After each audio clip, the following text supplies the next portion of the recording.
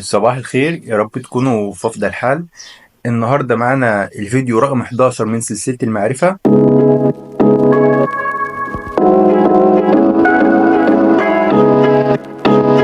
هنتكلم النهاردة عن إيه يا جوزيف؟ هنتكلم عن نقطة أنا ليه بقدم ومحدش بيتواصل معاي للإنترفيو.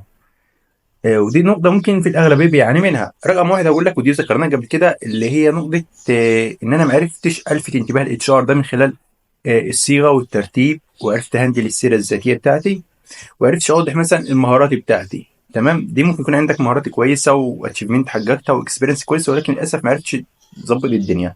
تمام، فدي نقطه مهمه. زي ما بيقول مثلا الاهم من الشغل تظبيط الشغل، ده رقم واحد.